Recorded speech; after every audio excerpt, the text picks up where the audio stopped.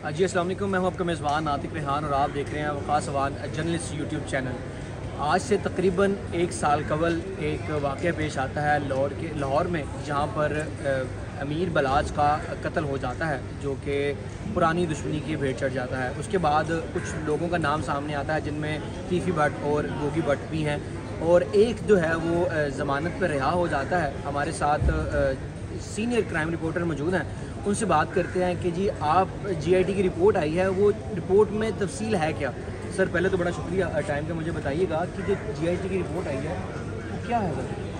अच्छा नातिक, इसमें मैं आपको थोड़ा सा जो है वो बताता चलूँ कि एक साल कबल ये लाहौर के अंदर चून के इलाके में ये सोचा वाक़या पेश आता है। यहाँ 25-26 साल का नौजवान अमीर बलाज जो है वो कत्ल होता है एक शादी की तकरीब में फायरिंग से। ये जो शादी की तकरीब थी ना, ये भी एक पुलिस वाले के बेटे की थी, और फिर उस तकरीब में ये तमाम लोग जमा थे, लाहौर के पूरे गाँव आए हुए थे, और वहाँ पर ये मनसूबाबंदी की गई हुई थी। उसमें जब इस लड़के का कत्ल हो गया तो इसके लवाइकी ने जो पहला इल्ज़ाम लगाया वो लगाया था गुलशन तारीफ उर्फ फ़ीफ़ी भट्ट और अकील उर्फ गोगी भट्ट के ऊपर। ये भी दोनों लाहौर के एक बड़े थम थे, सियासी इनके रवाबत थे, और लाहौर के अंदर ये डॉन कहलाते थे।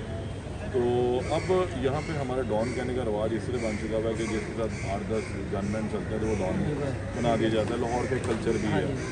बहरहाल ये दुश्मनी जो थी ना, ये पुरानी इन दोनों फैमिलीज़ के दरमियान चलती आ रही थी, लेकिन अभी जो कुछ अर्सा था ये बड़ी करीब करीब आ चुकी थी। अमीर बलाज ने जब आज अपने ख़ानदान की ये संभाली थी बागडोर, तो उसने कोशिशें की थी कि अब ये दोनों ख़ानदान आपस में मिलते हैं, और दूसरी तरफ से भी पॉजिटिव रिस्पॉन्स ही था। तो ऐसे ऐसे चीज़ें बेहतर होनी शुरू हो चुकी थी, लेकिन बदकिस्मती से ये इंसिडेंट हो गया और इसका जो मुकदमा दर्ज किया गया वो फ़ीफ़ी भट्ट और गोगी भट्ट के खिलाफ दर्ज किया गया, और इसके लवाइकी ने इन दोनों को नामजद मुलज़म जो है ठहराया था।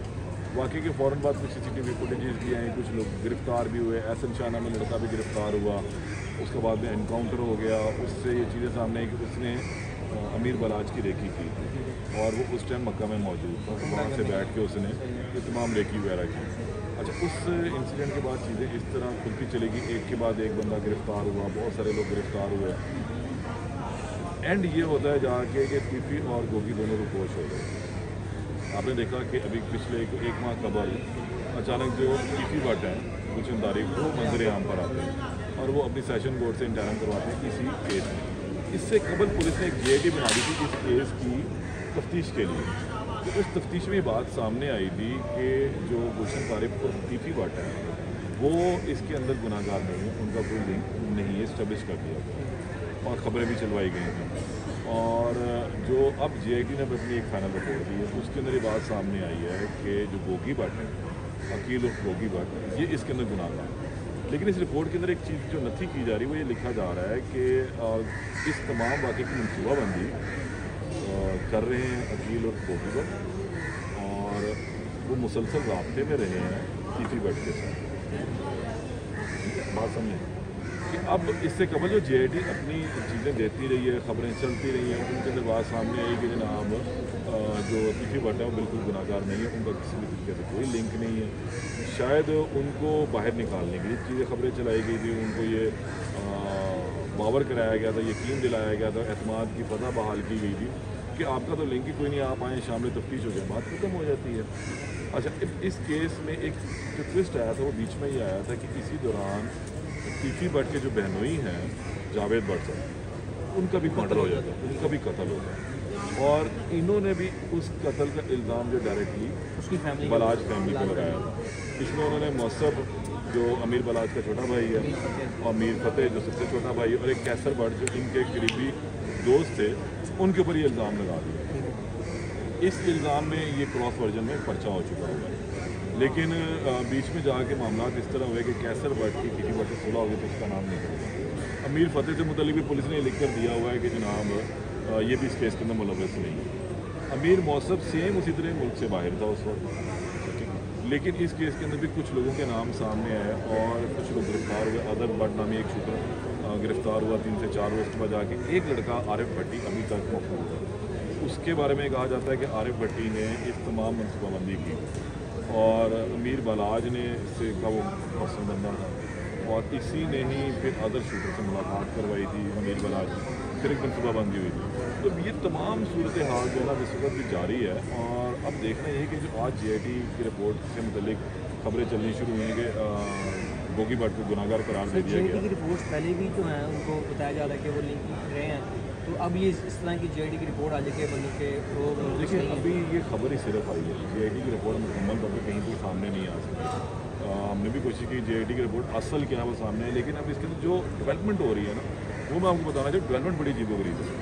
आज JIT की रिपोर्ट से मुतल्लिक खबरें चलती हैं कि जनाब गोगी भट्ट को गुनाहगार करार दे दिया हमने, यानी कि पुलिस ने लिख दिया है कि अब ये बंदा जब भी मिलेगा, ये बंदा जो है ये इस केस के अंदर हर लिहाज से मुलजम है।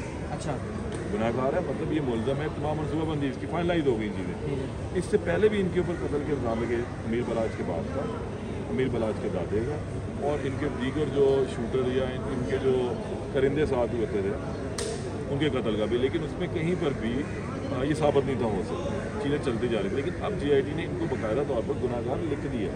और इसके साथ साथ जो तीफी भट्ट जिससे कबल जो इन्वेस्टिगेशन हुई थी उसके अंदर तीफी भट्ट को कह दिया था कि ये इस केस के अंदर मुलव्वस ही नहीं है। तो अब ये एक ट्विस्टर है, इसके अंदर एक नया मोड़ आया कहानी में। अब साथ में जो पुलिस ने यह भी कहा है कि जो नेक्स्ट डेट और फेयरिंग है तीफी भट्ट की इंटरम की, उस पर हम ये कहेंगे कि इसकी ज़मानत खारिज की जाए और इसे गिरफ्तार किया। ये बहुत ही अजीब इसकी सूरत हाल बनने वाली है कि अब अगर तीफी भट्ट देखते हैं कि वो नेक्स्ट पेशी के ऊपर आते हैं या नहीं आते, मुमकिन है वो फिर कहीं चले जाएँ, ठीक है। और अगर वो रिपोर्ट हो जाते हैं तो फिर अदम पैरवी जिसे हम कहते हैं उस पर इनकी ज़मानत खारिज हो जाएगी। तो सूरत हाल अजीब सी बननी है। अब देखना ये कि आने वाले दिन में पुलिस क्या करती है, क्योंकि अब देखें नुकसान तो दोनों तरफ से बड़ा हुआ है। अमीर बलाज एक जवान लड़का था, उसके जाने का भी उतना ही दुख है, और इसी तरह जावेद भट्ट जिनके तमाम केसेस से तमाम मामले से लेना देना कुछ नहीं था और वो भी एक दुश्मनी की भेंट चढ़ गए। तो दोनों खानदानों का नुकसान तो बराबर का हो चुका हुआ है। कोशिश ये की गई थी लाहौर से जो बड़ी बैठक एक हो चुकी है, 2-3 पीछे हुई हैं कि इन दोनों खानदानों को करीब लाया जाए, इन दोनों के मामले तय किए जाए। अब अगर ये दोनों एक दूसरे को खून बहा दे देते हैं या फिर माफ़ कर देते हैं तो फिर ये मामला यहीं पर स्टॉप हो जाएंगे। फिर तीफी भट्ट हों, गोगी भट्ट हों या अमीर मौसम हों, फतेह हों, ये सारे के सारे इन तमाम जो FIR हैं इनसे बड़े जिम्मा हो जाए, ख़त्म हो भाई। मेरा आपसे सवाल ये है कि आपको पता है कि कुछ कबल पहले CCD बनी है, क्या उसके डर से इन्होंने अपने आके अदालत से रजू किया? नहीं, देखिए CCD का डर इनको कोई नहीं। अच्छा, ज़रूरत नहीं। CCD के अंदर वही अफसरान गए हैं जो यहाँ पे पहले लाहौर पुलिस में मुख्तलिफ विंग्स के अंदर काम करते हैं। CIA थी, फिर ऑर्गेनाइज क्राइम यूनिट एक बन गया, अब उसके बाद CCD बन गई आगे। तो ये कोई इतनी बड़ी बात नहीं, उसके अंदर वही अफसरान गए और ये आज लाहौर में कोई नई नहीं है। पिछले 50 सालों से लाहौर में रह रहे हैं, यहीं ये पले। इनके जो आबा व अजदाद थे वो इंडिया से जब माइग्रेट होकर आए हैं तो इन्होंने यहाँ नीले गुंबद में दुकान डाली थी फिर भट्ट वगैरह में। और इसी तरह जो अमीर बलाज की फैमिली है, इन लोगों ने लक्ष्मी चौक के अंदर अपना एक डेरा बनाया, वो पहले से मौजूद भी था। फिर इन्होंने ट्रांसपोर्ट का कारोबार शुरू किया। तो नया काम इन दोनों पार्टी में कोई सोशल मीडिया के ऊपर इस तरह की चीज़ें गर्दिश कर रही हैं। सोशल मीडिया ने CCD के डर से इन्होंने आके सोशल मीडिया ने जितना इस केस को ख़राब किया है किसी ने नहीं किया। लोगों ने अपने व्यूज़ के लिए बेपरखी उड़ाई हैं, जिनका कोई सर नहीं था, कोई पैर नहीं था, और सिर्फ अपने व्यूज़ के चक्कर में इसका इंटरव्यू उसका इंटरव्यू फजूलियात बकवासियात डालते रहे। ऐसा कुछ नहीं है।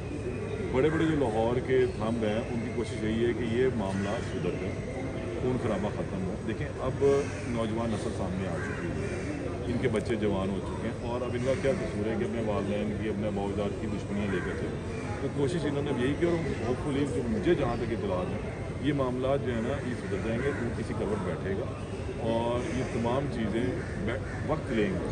कितना ट्रायल में कितना टाइम लेगा? वक्त लेंगी, 4 महीने लें, 6 महीने लें, साल लें। क्योंकि साल तो तकरीबन हो ही गया इसको केस। ये देखें, ये जो दुश्मनियाँ होती हैं, खानदानी दुश्मनियाँ चली आ रही होती हैं, ये ओवर द नाइट नहीं खत्म होती कि आपने फूक मारी सब कुछ भूल गए। इसके लिए बीच में बाकायदा तौर पर बैठ के गारंटियाँ दी जाती हैं, इसमें सियासी लोग भी शामिल होंगे और गारंटियाँ देंगे दोनों जानिब से, फिर उसके बाद मामला जाके सुधरेंगे। 4-6 महीने, साल, 2 साल लग सकते हैं। CCD के डर वाला कोई खौफ नहीं।